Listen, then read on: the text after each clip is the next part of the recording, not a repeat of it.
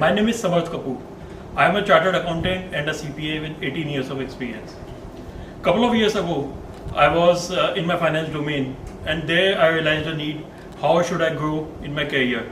How should I update myself? How should I upskill myself to gear up for the next generation, to compete with the next generation?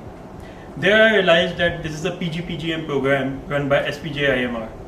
This is a very comprehensive program that gives you insights about the business strategy, supply chain, AI/ML, machine learning, and much more.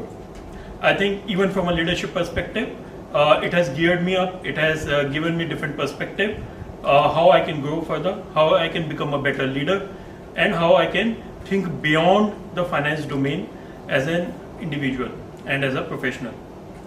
The faculty over here is excellent. You get one-on-one attention from the faculty.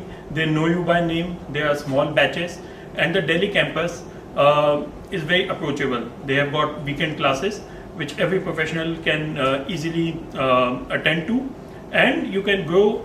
And if you aspire to become a senior manager in your organization and grow from being in the middle management to leadership roles, I think this is an excellent curriculum and excellent program that everyone should look forward to. Thank you.